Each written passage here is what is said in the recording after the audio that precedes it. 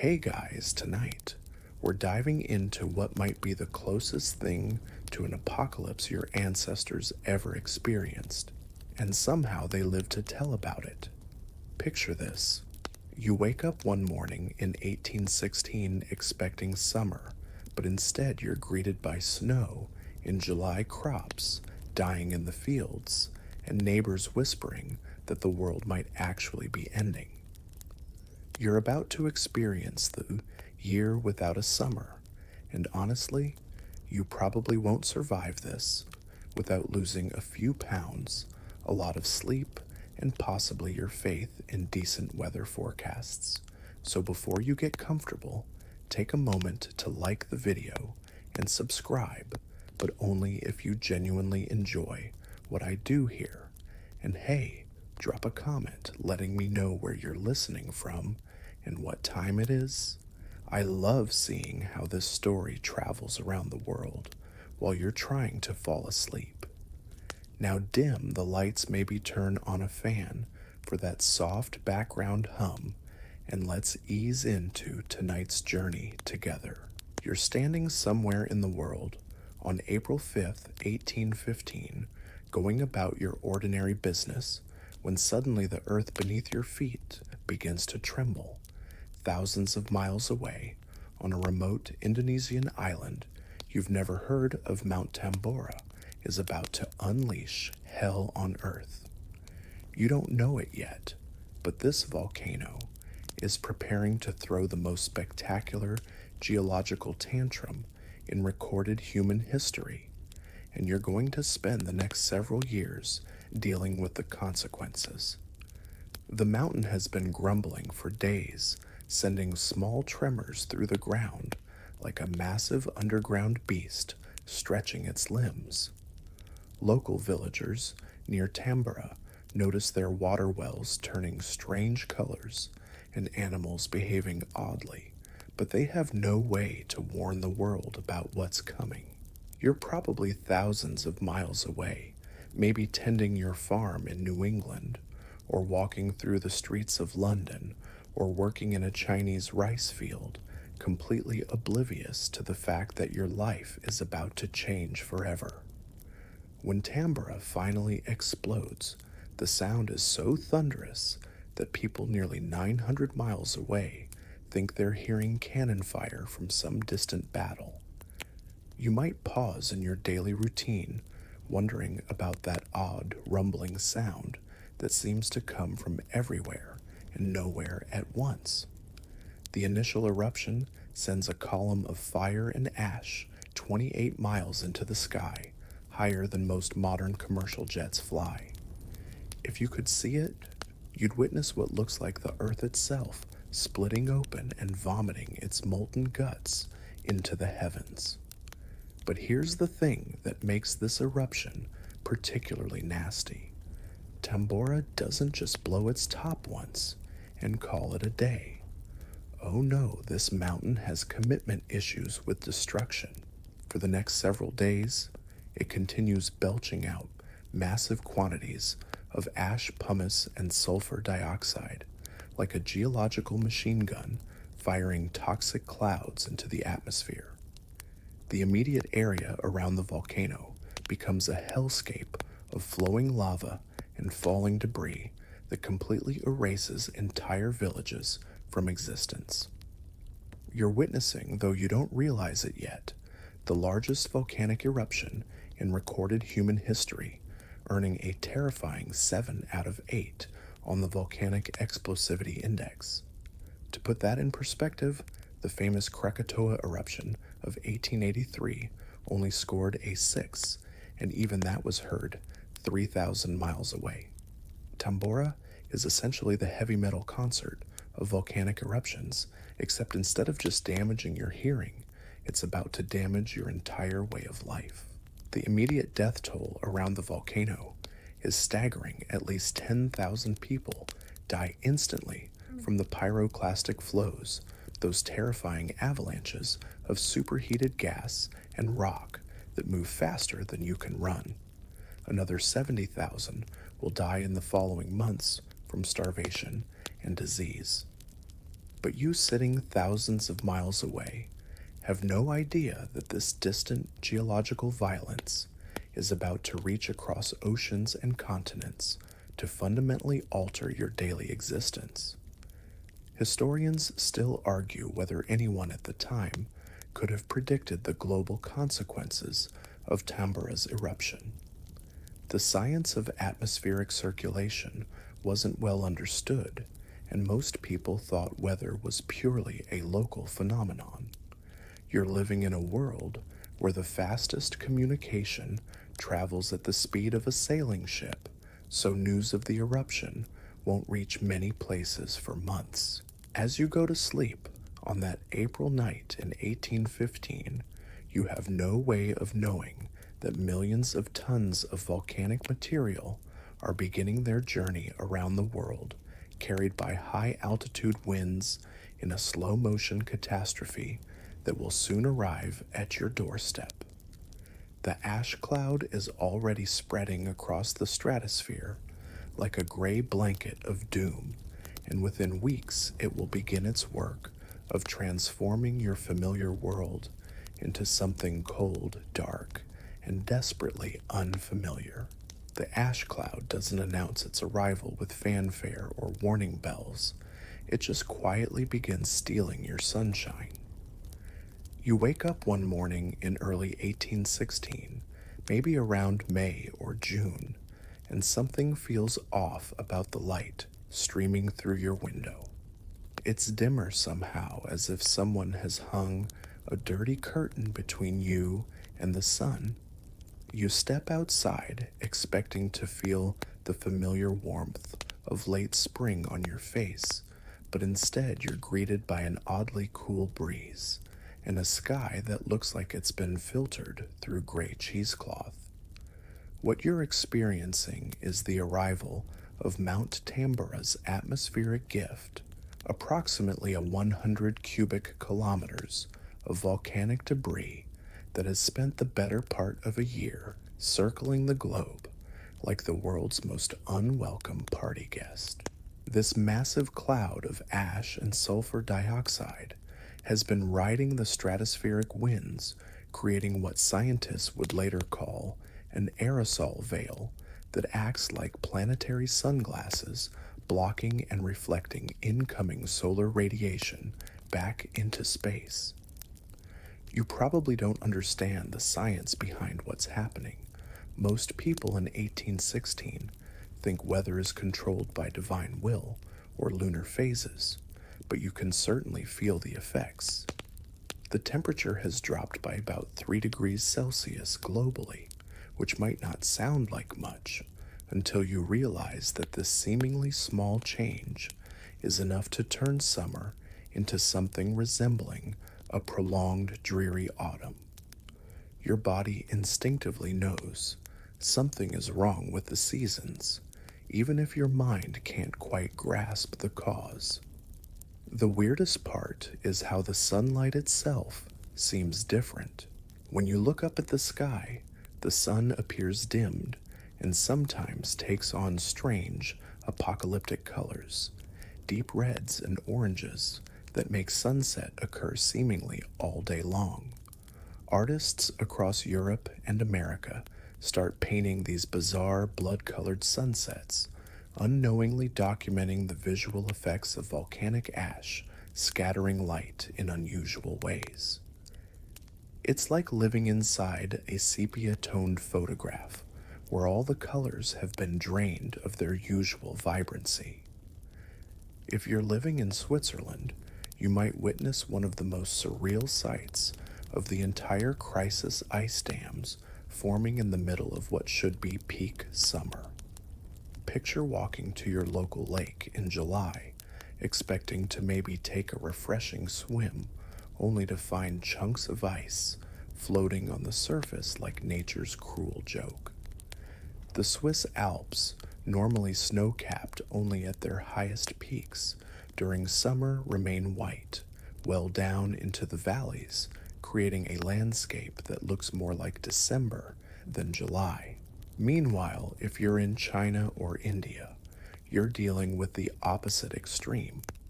The volcanic ash has disrupted the usual patterns of the monsoon rains, turning what should be predictable seasonal precipitation into chaotic flooding or devastating drought. The delicate balance of atmospheric pressure that normally drives these life giving rains has been thrown completely out of whack by Tambora's contribution to the upper atmosphere. You might find yourself standing in rice fields that are either completely flooded or bone dry, depending on which way the disrupted weather patterns decide to torture your particular region. The ash cloud creates its own weather systems too. You notice that rainstorms seem different, more frequent, more violent, and often accompanied by strange atmospheric pressure changes that make your ears pop and give you headaches. The rain itself sometimes carries a faint metallic taste and leaves behind unusual residues on surfaces, though you probably attribute this to local conditions rather than volcanic fallout from halfway around the world. One of the most psychologically disturbing aspects of living under this atmospheric blanket is how it affects the quality of light throughout the day. You find yourself lighting candles and oil lamps earlier in the evening, not just because the sun sets earlier, but because even during what should be peak daylight hours, everything seems shrouded in a perpetual twilight. This dim, filtered light plays tricks with your circadian rhythms, making you feel drowsy during the day and restless at night. Historians still argue whether people at the time made any connection between the strange atmospheric conditions and the distant volcanic eruption. Some educated individuals, particularly those involved in early meteorological observations, began keeping detailed weather records that would later prove invaluable for understanding the global nature of the crisis. But for most people living through it, the weird sky and altered sunlight just seemed like evidence that something fundamental had gone wrong with the natural order. The psychological impact of living under this unnatural sky can't be overstated. You're evolutionarily programmed to expect certain patterns of light and darkness, warmth and coolness based on the seasons. When those patterns get disrupted, your body and mind struggle to adapt. Many people report feeling unusually melancholy or anxious during this period, though they don't have the vocabulary to describe what we'd now recognize as seasonal affective disorder on a massive global scale. As weeks turn into months and the strange atmospheric conditions persist, you begin to realize that this isn't just unusual weather, it's a new reality you'll have to learn to live with. By late spring of 1816, you're starting to realize that the weird weather isn't just a temporary inconvenience, it's going to kill your crops and possibly you along with them. You stand in your fields watching plants that should be thriving in the warm sunshine, instead shivering under gray skies and unseasonably cold temperatures. The corn stalks that should be knee-high by the 4th of July are barely sprouting, and what little green growth you can coax from the soil looks sickly and stunted like botanical patients in a hospital ward. If you're a farmer in New England, you're witnessing something that defies all logic and experience. Snow falls in June, actual snow, not just frost, but proper winter white precipitation that covers your tender seedlings like a death shroud. You wake up on June 6th to find several inches of snow blanketing Connecticut, and you probably spend a good portion of the morning wondering if you've somehow lost track of the calendar. Killing frosts occur every month of the year, even in July and August, turning what should be the growing season into a prolonged agricultural nightmare. The situation is so dire that you're forced to make desperate calculations about survival. Your wheat harvest, if you can call it that, yields maybe half of what you planted, and that's if you're lucky. Corn, which normally loves hot summer weather, refuses to ripen properly in the persistent cold. You find yourself harvesting ears that are barely developed, their kernels small and hard like tiny yellow stones. Even your kitchen garden, which usually provides reliable vegetables, through the summer produces only withered, frost-bitten plants that look more like botanical crime scenes than food sources. Across the Atlantic, European farmers are facing their own agricultural apocalypse. If you're working the land in Ireland, you're watching your potato crop, the foundations of Irish survival, rot in the ground from the persistent rain and cold. The potatoes that do survive are small, watery, and prone to disease.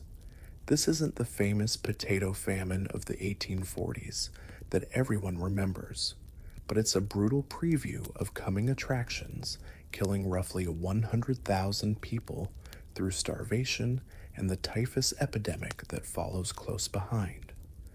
The psychological torture of failed crops goes beyond simple hunger.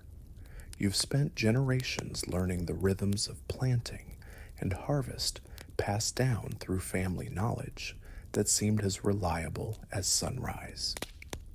Now that ancestral wisdom is useless. Your grandfather's advice about when to plant corn becomes meaningless when summer refuses to arrive. You're essentially farming in an alien climate, forced to improvise survival strategies that no one alive has ever needed to know. Food prices skyrocket as basic supply and demand economics kick into brutal overdrive. If you're living in a city, you watch helplessly as the cost of bread doubles, then triples, then reaches levels that force you to make horrible choices between eating and heating your home. Wheat that normally sells for reasonable prices becomes a luxury item. A loaf of bread that once cost pennies now demands the equivalent of a day's wages, assuming you can find work at all in an economy where everyone is struggling. The wealthy, of course, can weather this crisis by purchasing food from distant markets or maintaining stockpiles. But if you're part of the vast majority of people who live close to subsistence level, you're forced into increasingly desperate measures. You find yourself eating foods that would normally be considered animal fodder, acorns, tree bark, and wild plants that your stomach rebels against, but your hunger demands. Some people resort to making soup from boiled leather or grinding up sawdust to stretch what little flour they can obtain. Even former President Thomas Jefferson, despite his wealth and status, feels the pinch of agricultural failure.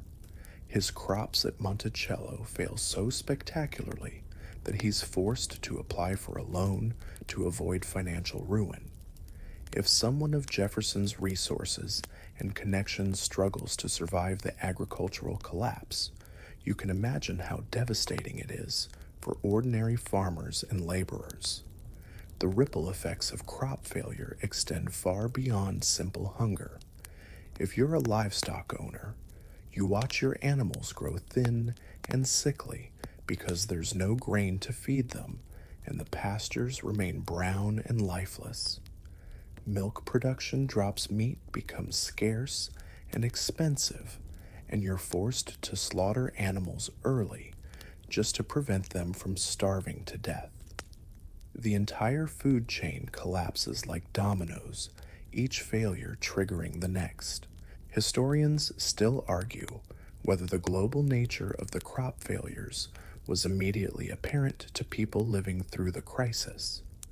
Communication traveled slowly in 1816, So you might not realize that farmers in China are also watching their rice crops fail, or that European peasants are facing the same impossible choices between hunger and bankruptcy. The isolation makes the crisis feel even more hopeless. You're not just dealing with local bad luck, but you don't know that everyone else in the world is suffering alongside you. In China's Yunnan province, desperate farmers abandon their traditional rice cultivation and turn to growing poppies instead because opium poppies are more resilient to cold and wet conditions. This seemingly practical agricultural decision will have devastating consequences for decades to come as it helps establish the opium trade routes that will eventually fuel wars and addiction across Asia. As autumn approaches and you survey the pathetic remains of what should have been a life-sustaining harvest, you realize that the real test of survival is just beginning. The hunger weakens you first, but it's the diseases that follow that really try to kill you. By late 1816, you're discovering that an empty stomach isn't just uncomfortable, it's a welcome mat for every pathogen virus and bacterial infection looking for a new home in your increasingly defenseless body. Your immune system, already compromised by months of inadequate nutrition, becomes about as effective as a screen door in a hurricane when it comes to fighting off the waves of illness that sweep through communities like invisible armies of death. If you're living in Ireland during this period, you're facing a particularly nasty enemy typhus. This disease spreads through body lice, which thrive in the overcrowded, unsanitary conditions that become common when people are forced to huddle together for warmth and share dwindling resources. You might notice the early symptoms creeping up on you: fever, headache, and a distinctive rash that starts on your torso and spreads outward like a biological time bomb. The fever climbs so high that you become delirious, babbling nonsense, while your body burns itself from the inside out. Typhus doesn't kill you quickly, which is almost worse than a swift death. Instead, it plays with you for days or weeks, alternately spiking your temperature to dangerous levels and then dropping it so low that you shiver uncontrollably despite being wrapped in every blanket you can find. Your family members watch helplessly as you waste away, knowing that getting too close to help you means risking infection themselves. In Ireland alone, this typhus epidemic kills roughly 100,000 people between 1816 and 1819, turning entire villages into ghost towns. But typhus is just the opening act in this medical horror show. The real star of the disease circus is a new, more virulent strain of cholera that emerges from the Bay of Bengal, where the disrupted weather patterns and altered soil chemistry create perfect conditions for bacterial mutation. This isn't your grandfather's relatively manageable cholera. This is cholera 2.0, upgraded with enhanced killing power and improved transmission rates that would make modern viruses jealous.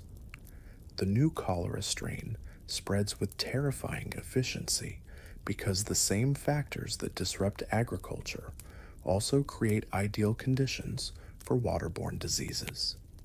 The unusual rainfall patterns contaminate water supplies, while the weakened population provides an endless supply of vulnerable hosts. You might feel perfectly fine in the morning, then experience the first symptoms of cholera, violent diarrhea, and vomiting by afternoon, and be dead by nightfall. The disease dehydrates you so rapidly that your skin takes on a bluish tint and your eyes sink deep into your skull like you're transforming into a living corpse. What makes this cholera outbreak particularly devastating is how it exploits the social disruptions caused by the climate crisis. People are migrating in search of food and work carrying the disease with them across vast distances. Trade routes that normally carry goods now also transport death as merchant ships and traveling workers unknowingly spread the infection from port to port, village to village. If you're living along any major transportation route, you're essentially sitting in the path of a slow-motion biological hurricane. The medical understanding of disease in 1816 is primitive at best, which means you're fighting these illnesses with treatments that range from useless to actively harmful. Doctors still believe in balancing the humors and might prescribe bloodletting to treat your fever, which only weakens you further. They recommend mercury treatments for various conditions, slowly poisoning you with heavy metals while the real diseases continue their destructive work. Some physicians suggest that cholera is caused by bad air or moral corruption, leading to treatments that focus on prayer and avoiding sinful behavior rather than addressing the actual bacterial infection. If you're dealing with respiratory infections, which become increasingly common as people crowd into poorly ventilated spaces during the cold summer, you might find yourself prescribed opium for your cough. While this does provide some relief from symptoms, it also creates the foundation for widespread addiction problems that will plague communities for generations. The line between medicine and poison becomes increasingly blurred when desperation drives both patients and doctors to try anything that might provide relief.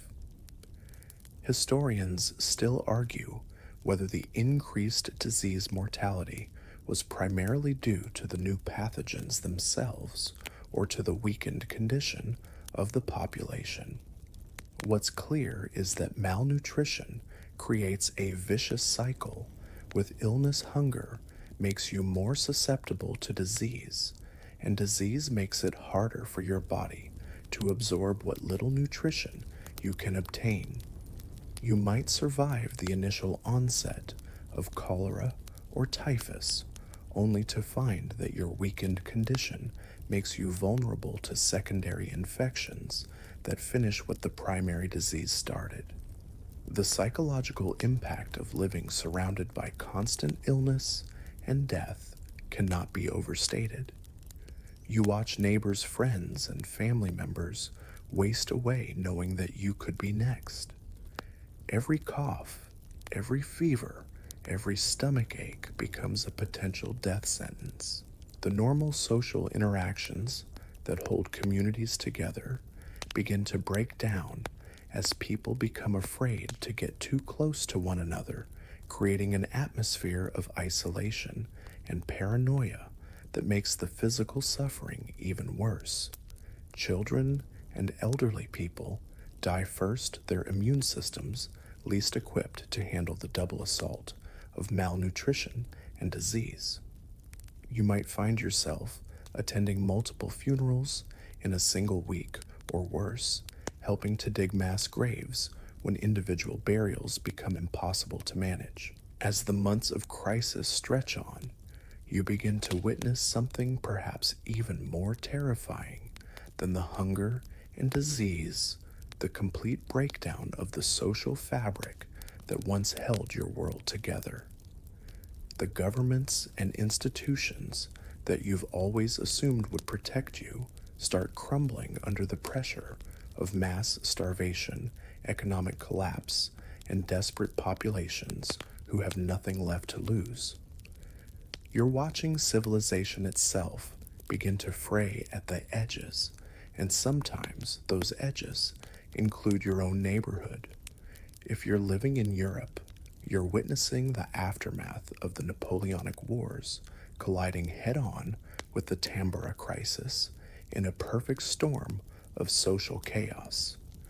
Countries that were already financially devastated by decades of warfare now face the impossible task of feeding starving populations with empty treasuries and failed harvests. You watch as local governments simply stop functioning in some areas, unable to maintain basic services when their tax base consists of farmers who have no crops to sell and workers who have no jobs to work. The migration patterns alone are enough to destabilize entire regions. You might wake up one morning to find thousands of displaced people streaming through your area, fleeing from regions where the crop failures have been even more severe. These aren't organized refugee movements with government support. These are desperate masses of humanity moving like locusts, consuming whatever resources they can find along the way. If you're in their path, you face the impossible choice between sharing your already inadequate food supplies or watching fellow human beings starve at your doorstep. Violence becomes increasingly common as social norms break down under the pressure of survival. You hear stories of food riots in major cities where hungry crowds attack grain warehouses and bakeries like medieval armies besieging castles. In some cases, local authorities side with the rioters, recognizing that their own survival depends on keeping the population from complete revolt. In other cases, you witness brutal crackdowns where soldiers fire into crowds of starving civilians, creating martyrs and further radicalizing the survivors. The economic systems that once seemed solid and reliable prove to be surprisingly fragile when tested by global crisis. If you're a merchant or trader, you watch helplessly as currency becomes almost meaningless in many areas, replaced by barter systems and direct exchanges of goods. Paper money issued by struggling governments becomes worth less than the paper it's printed on, while actual food and basic supplies become the new currency of survival. You might find yourself trading family heirlooms for a bag of grain or accepting payment in firewood rather than coins. Criminal activity explodes as desperate people resort to increasingly extreme measures to survive. Highway robbery, which had been declining in many areas due to improved law enforcement, makes a comeback as starving men realize that stealing is often easier than starving. You learn to travel in groups and avoid certain roads entirely, knowing that bandits are targeting anyone who might be carrying food or valuable goods. Even more disturbing, you hear reports of organized gangs that prey specifically on weakened communities, taking advantage of the breakdown in local law enforcement to establish their own brutal rule over small territories. The traditional class structures that have defined society for centuries begin to collapse as wealth becomes meaningless when there's nothing to buy. You might witness formerly wealthy merchants begging for scraps, while resourceful peasants who manage to hoard supplies become the new local aristocracy. Social hierarchies that seemed permanent and divinely ordained prove to be surprisingly dependent on everyone having enough to eat.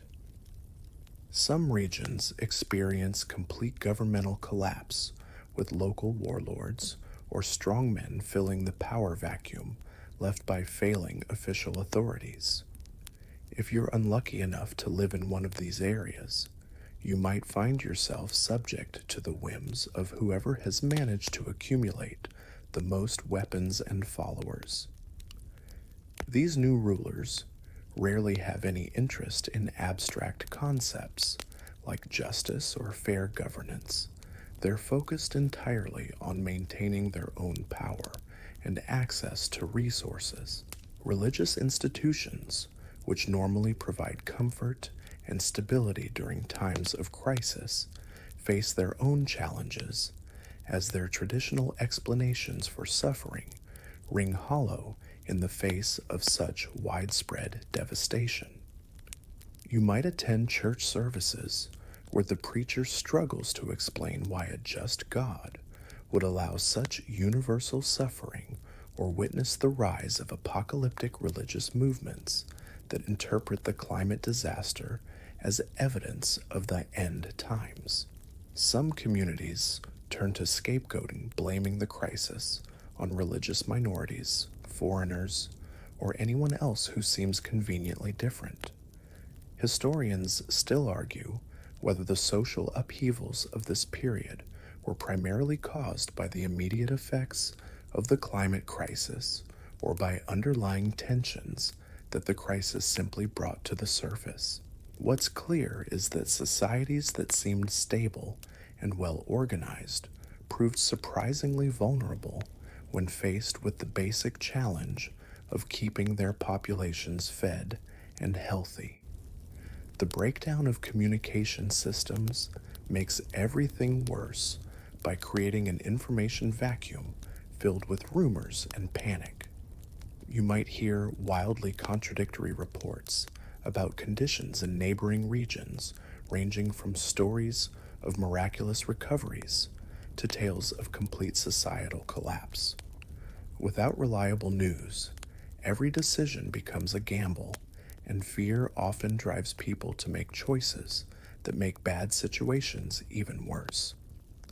In this atmosphere of chaos and uncertainty, you learn that the thin veneer of civilization depends entirely on people having their basic needs met. And when those needs go unmet for long enough, even the most peaceful communities can transform into something unrecognizable.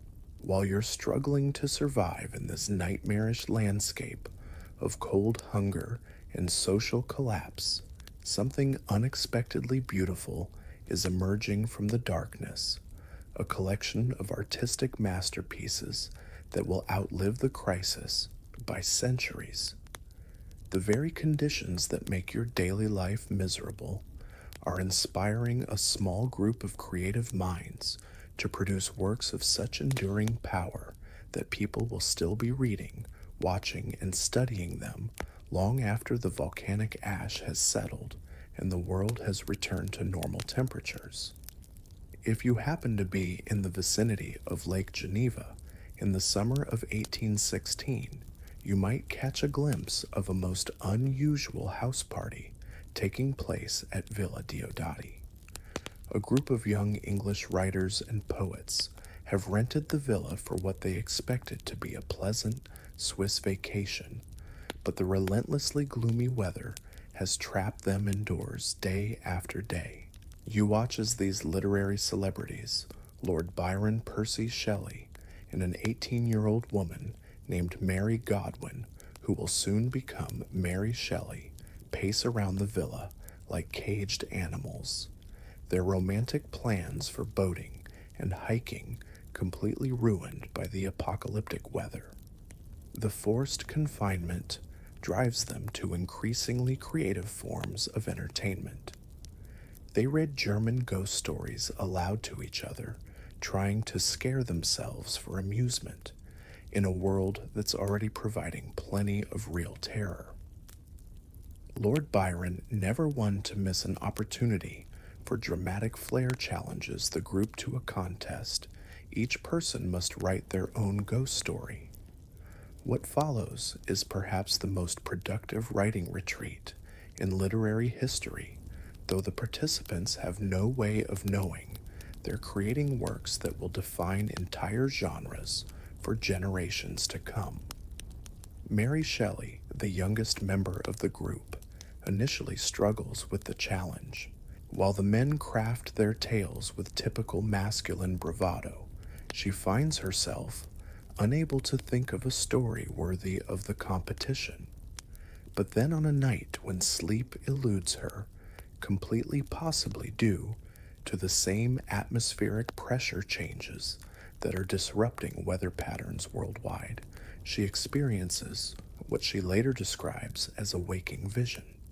She sees, with terrifying clarity, a scientist working alone in his laboratory, using the power of electricity to animate dead tissue and create artificial life.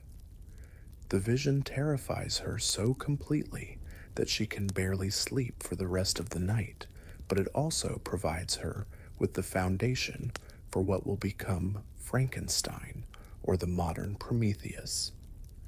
You're witnessing the birth of science fiction as a literary genre, though Mary herself doesn't realize she's creating something entirely new. She thinks she's simply writing a ghost story to satisfy Byron's challenge, but she's actually tapping into deep anxieties about scientific progress, human ambition, and the consequences of playing God that will resonate for centuries. The climate crisis provides the perfect psychological backdrop for Mary's tale of scientific hubris and unintended consequences. Living through a period when natural forces beyond human control are wreaking havoc on civilization makes the idea of artificial creation both more appealing and more terrifying. The cold, gray summer seeps into every page of her novel, creating an atmosphere of dread and isolation that mirrors the conditions outside the villa windows. Lord Byron doesn't let the challenge go unanswered either.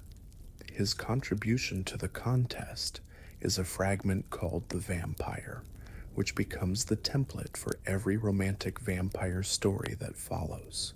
From Bram Stoker's Dracula to the modern Twilight series, the essential DNA of the seductive, dangerous vampire can be traced back to Byron's stormy summer at Lake Geneva. You're essentially witnessing the birth of two of the most enduring monsters in popular culture, both emerging from the same weather-trapped villa in a single summer. Meanwhile, in Vienna, the young composer Franz Schubert is channeling his own response to the climate crisis into music that captures the melancholy and uncertainty of the age. The persistent gloom and social disruption seem to inspire him to extraordinary productivity. He composes 2 complete symphonies during 1816, along with numerous songs and chamber pieces that reflect the dark mood of the times. Some music historians argue that Schubert's output during this period shows clear signs of seasonal affective disorder, as the lack of proper sunlight affects his emotional state and creative process. The strange colored sunsets caused by volcanic ash in the atmosphere inspire painters across Europe and America to experiment with new techniques for capturing light and color. Artists begin incorporating the weird orange and red hues they see in the sky into their work, unknowingly creating a visual record of how the climate disaster affected the quality of light itself. These paintings will later provide scientists with valuable data about the atmospheric effects of the eruption, but at the time the artists are simply trying to capture the surreal beauty they see around them. Historians still argue whether the artistic flowering of this period was directly caused by the climate crisis, or whether it simply happened to coincide with it. What's undeniable is that the forced isolation, economic disruption, and psychological stress of living through a global catastrophe created conditions that pushed creative minds toward darker, more introspective themes that would revolutionize literature and art. The irony is almost too perfect to believe.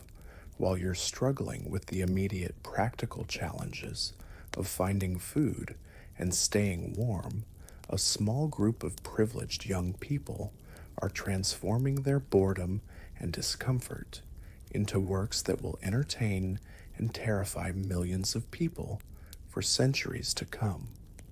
The same volcanic eruption that destroys your crops and threatens your survival also provides the inspiration for some of the greatest horror stories ever written. As our journey through the year without a summer draws to a close, you begin to understand that you've survived something truly extraordinary, a global catastrophe that tested the limits of human endurance and resilience. The ash has finally begun to settle, both literally and figuratively. The strange colored sunsets gradually fade back to normal hues. The temperatures slowly climb toward their usual seasonal patterns. Your crops, while still struggling, show signs of recovery as the volcanic veil that has shrouded the earth for 3 long years finally begins to dissipate. You've learned that civilization is far more fragile than you ever imagined, held together by invisible threads of climate stability, food security, and social trust that can snap with surprising ease. But you've also discovered reserves of strength within yourself that you never knew existed. You've watched communities come together in the face of unimaginable hardship, sharing what little they have and supporting each other through the darkest of times. The world emerging from this crisis is different from the one you knew before Tambora's eruption. New trade routes have been established, political boundaries have shifted, artistic movements have been born, scientific understanding has advanced. The very experience of surviving a global catastrophe has changed humanity's relationship with nature and with each other in ways both subtle and profound. As you finally drift off to sleep in this quieter, calmer world, you carry with you the knowledge that you've witnessed history in the making, not just the obvious history of volcanic eruptions and climate change, but the deeper history of human adaptation, creativity, and survival. Rest now knowing that tomorrow's sun will shine a little brighter and that spring will come again as it always has, as it always will. The earth continues its ancient dance around the sun, and you remain part of that eternal rhythm, a survivor of the year that tested everything and everyone and found that life somehow always finds a way to continue.